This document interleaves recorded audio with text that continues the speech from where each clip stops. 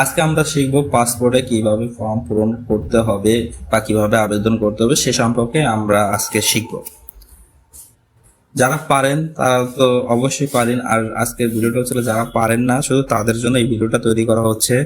তো আমরা প্রথমে আমাদের ক্রোম ব্রাউজার ওপেন করে নেব। ওপেন করে নেওয়ার পরে আমরা লিখব ই পাসপোর্ট আবেদন বা ই-পাসপোর্ট.gov.bt। এখানে ক্লিক করার পর আমাদের একটা ইন্টারফেস চলে আসবে। আসার পর আমাদের যাদের অ্যাকাউন্ট আছে তারা তো অ্যাকাউন্ট থেকে লগ ইন করবে, আর যাদের অ্যাকাউন্ট নেই তারা অ্যাকাউন্ট খুলে লগ ইন করবে। অ্যাকাউন্ট খুলে লগ ইন করার জন্য এখানে ক্লিক দেওয়ার পর আপনি এখান থেকে আপনার নিজ জেলা, থানা সিলেক্ট করে আপনার ইমেল দিয়ে পাসওয়ার্ড দিয়ে সেট করার পর আপনার ফোনে একটা ইমেল মেসেজ যাবে। ওইখান থেকে কনফার্মেশন চাপ দিলে আপনার লগ ইন অপশনে নিয়ে আসবে, তখন আপনি আপনার ওইখান থেকে লগ ইন করতে পারবেন। তো আমার অ্যাকাউন্ট করা আছে, তাই আমি আমার অ্যাকাউন্ট থেকে লগ ইন করে আমি আমার আবেদনটা কমপ্লিট করব। সেক্ষেত্রে এখন এখানে ক্লিক দিলাম, সাইন আপ করলাম। এখন ধরেন আপনার অ্যাকাউন্টে 6টা আবেদন করতে পারবেন, ম্যাক্সিমাম 6টা আবেদন করতে পারবেন। আপনার একটাও করতে পারেন, আপনার নিজেরটাও করতে পারেন, অন্য কারোর আবেদন করে দিতে পারেন, সমস্যা নাই। সেক্ষেত্রে অ্যাপ্লাই ফর নিউ পাসপোর্ট আবেদন, মানে আমার 2টা আবেদন করা আছে, আমি আরও একটা আবেদন করতে চাচ্ছি। সেক্ষেত্রে আমাদের apply for new passport e passport আর কি, এখানে ক্লিক দেবো। অর্ডিনারি হচ্ছে হলো সাধারণ মানুষের জন্য, আর অফিসিয়াল হচ্ছে সরকারি যারা চাকরি করে তাদের জন্য। তা আমরা অর্ডিনারি, ছেলে,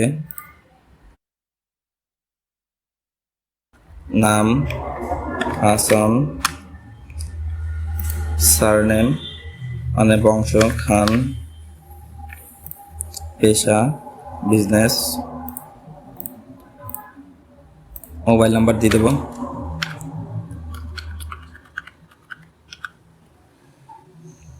এবার হচ্ছে জন্মস্থান, জন্ম তারিখ,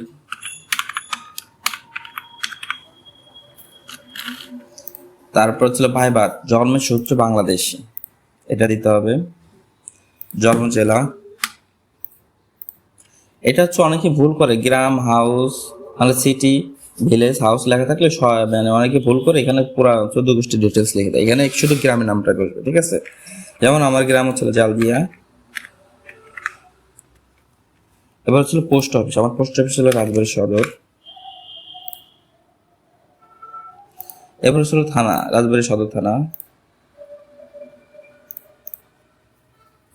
এখন হচ্ছে ইম্পর্টেন্ট, এখানে হলো আইডি নাম্বার, আমার এনআইডি নাম্বারটা দিতে হবে। যখন আমি আমার এনআইডি নাম্বারটা দিব তখন এখানে আমার টোটাল ডিটেলসটা শো করবে। এখন আমার এই জন্ম তারিখটা ভুল আছে বিধায় আমার এইখানে ডিটেলস শো করতেছে না। যদি আমার এনআইডি ও জন্ম তারিখ ঠিক থাকে তাহলে আমার এখানে আমার তথ্য শো করবে, তখন আমি এখানে আমার তথ্য শো করবে। আর যদি আপনার পাসপোর্ট থাকে তাহলে এখানে ক্লিক দিবেন, এক্সপায়ার হলে এক্সপায়ার দেবেন, পাসপোর্ট নাম্বার দেবেন, অটোমেটিক আপনার ইস্যু ডেট চলে আসবে, সমস্যা নেই। তখন আপনি এখানে আপনার পাসপোর্টের টোটাল ডিটেলস দেখতে পাবেন। এখন যেহেতু আমার পাসপোর্ট নাই সেহেতু আমি নতুন, তার মানে আমি এখানে দেবো আমার পাসপোর্ট নাই। দেওয়ার পরে আমি কন্টিনিউতে চাপ দেবো, আমার বাবার নাম লিখবো,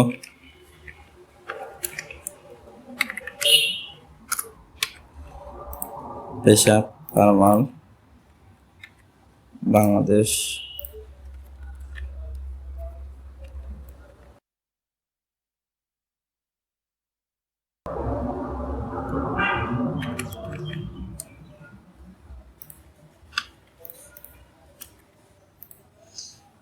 এখানে হচ্ছিল বাবার নাম, ফাদার ডিটেলস, আর হচ্ছিল মাদার ডিটেলস।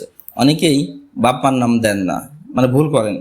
অবশ্যই বাপ মানে পিতা এবং মাতার নাম অবশ্যই দিবেন, পিতা মাতার নাম অবশ্যই দিবেন। না দিলে আপনাদের আবেদন ভুল হবে এবং অনেক ধরনের প্রবলেম ফেস করতে পারেন। সেক্ষেত্রে অবশ্যই পিতা মাতার নাম দিবেন, এটা বাধ্যতামূলক। তারপর চলো বিবাহিত হলে ম্যারিড, সিঙ্গেল হলে সিঙ্গেল দিবেন, বিবাহিত হলে বিবাহিত দিবেন। যেহেতু আমি বিবাহিত সেক্ষেত্রে আমি আমার ম্যারিড স্ট্যাটাস দিলাম, আমার ওয়াইফের নাম দিলাম, তার পেশা,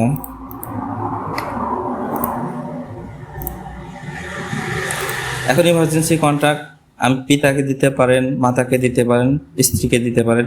যেহেতু এখন বর্তমান পাসপোর্টে যদি ইমার্জেন্সি কন্ট্যাক্ট যদি স্ত্রীকে না দেন, তাহলে সেক্ষেত্রে আপনি পাসপোর্টের উপর ওয়াইফের নাম পাবেন না। সেক্ষেত্রে আপনি স্পাউস মানে ইমার্জেন্সি কন্ট্যাক্টে স্পাউস দেওয়াই ভালো। সেক্ষেত্রে আমি স্পাউস দেবো।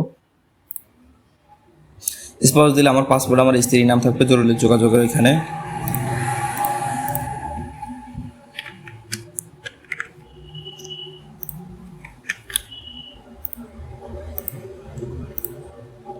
এখন মোবাইল নাম্বার দিয়ে দেবো।